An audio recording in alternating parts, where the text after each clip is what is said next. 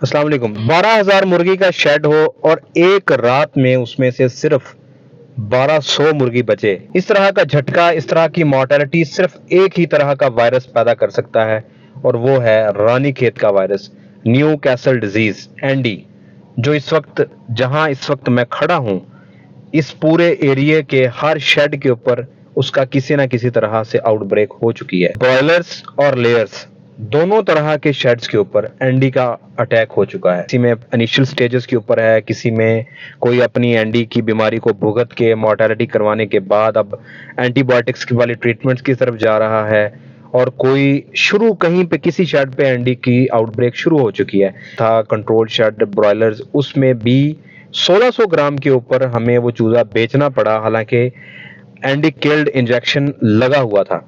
ये इतनी खतरनाक बीमारी है और इतना ही इसको लोग, फार्मर्स, सुपरवाइजर्स, डॉक्टर्स मिसगाइड करते हैं और मिसट्रीट करते हैं। जब भी एंडी का मसला आता है, सबसे ज्यादा कोशिश ये की जाती है कि हम इसको एंटीबायोटिक्स दे दें, अमेंटाडीन दे दें, एनरोकोलिस्टीन के साथ अमेंटाडीन दे दें।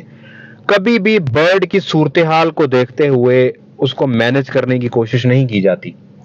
मैं आप लोगों को इस वीडियो में बताऊंगा कि अगर खुदा ना खास्ता आपका एनडी से वास्ता पड़ता है तो आप क्या कर सकते हैं, और अपने बर्ड को गलत ट्रीटमेंट से आपने बचाना है। उसमें बीमारी आ गई, ठीक वो होगा या नहीं होगा ये अल्लाह के हाथ में है, लेकिन आपने गलत अपनी ट्रीटमेंट से उसको मारना नहीं है। और वो गलत ट्रीटमेंट क्या होती है, उससे हम कैसे बचेंगे, एनडी की सूरत में हम करेंगे क्या, ये सारी चीजों को इस वीडियो में देखेंगे आप। अगर चैनल पे नए हैं तो चैनल को सब्सक्राइब करें, शेयर ज्यादा से ज्यादा करना है, क्योंकि ये मौसम है एनडी का। जितने लोगों को तक ये पैगाम जाएगा उतने लोग एनडी से खुद को बचा पाएंगे, और आपने वीडियो को लाइक भी करना है। तो मैं अब शेड विजिट करता हूं, आप लोगों को साथ साथ बताता हूं कि इन शेड्स के ऊपर क्या प्रॉब्लम आ रही है और इन लेयर फार्मर्स का सबसे बड़ा मसला क्या है, किस वजह से ये जितने भी शेड्स हैं ये इतनी जल्दी आउटब्रेक का शिकार हो जाते हैं। बड़ा जो मसला है वो ये है, जो अभी मैं आप लोगों को दिखाने वाला हूँ। ये मैंने शेड विज़िट करने हैं, और ये जो सामने आपको नज़र आ रहा है ये आप समझें पार्टी ए का शेड है।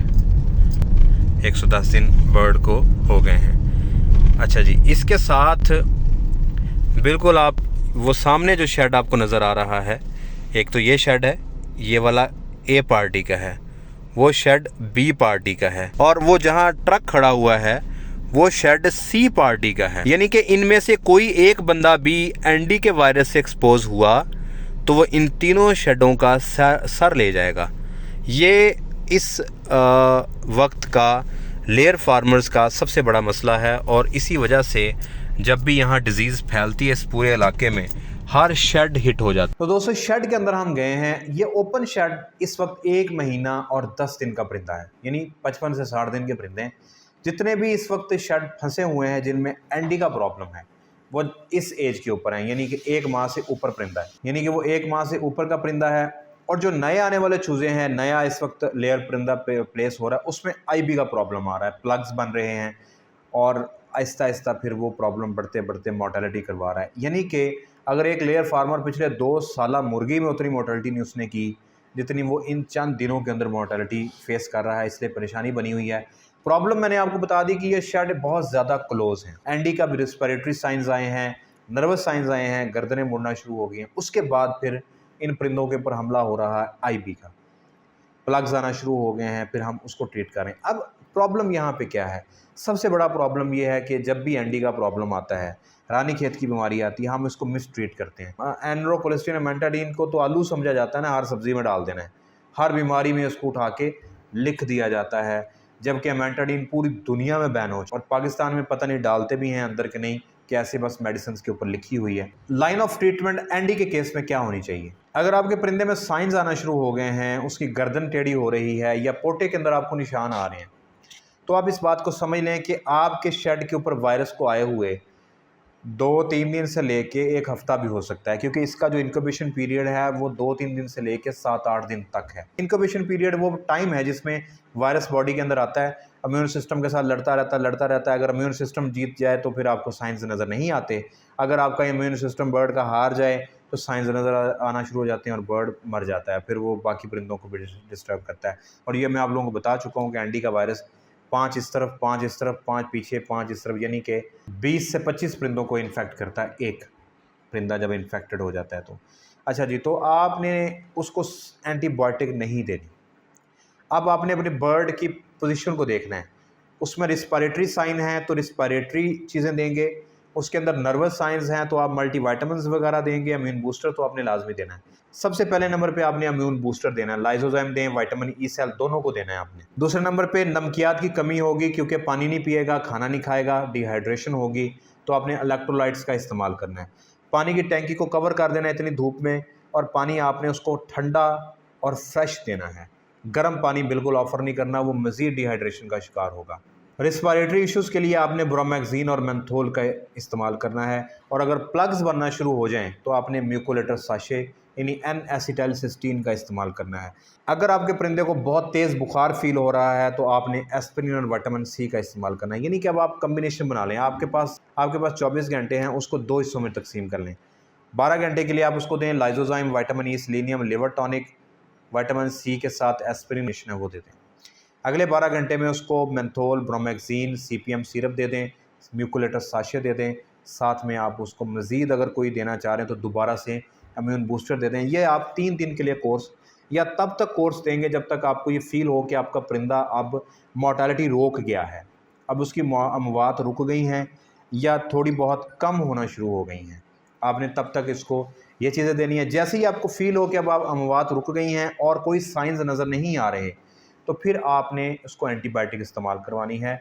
अगर उसको टाइफाइड का और इकोलाई का प्रॉब्लम है तो आप फास्फोमाइसिन का इस्तेमाल कर लें, आप एनरोन और फ्लक्सासिन का इस्तेमाल कर लें, सल्फर ड्रग्स का इस्तेमाल कर लें, लेकिन आपने अपनी सपोर्टिव थेरेपी को साथ साथ जारी रखना है।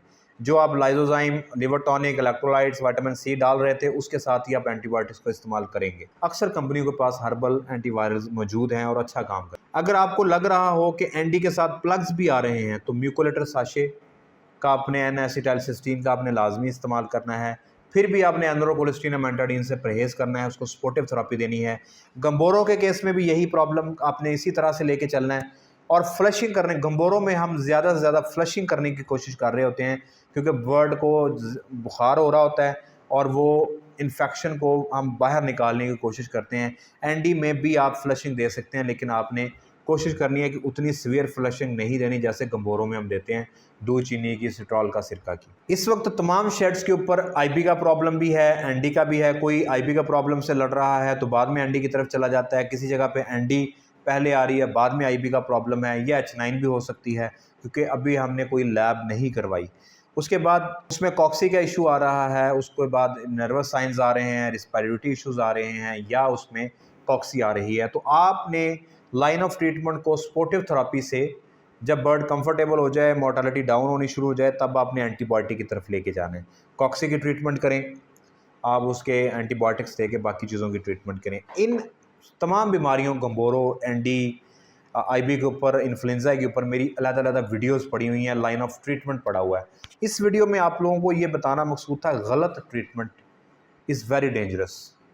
रॉन्ग मेडिकेशन आपने नहीं करनी, एंटीबायोटिक्स नहीं देनी जब तक आपको ये कंफर्म नहीं हो जाता कि अब मेरा बर्ड कंफर्टेबल जोन में आ गया है।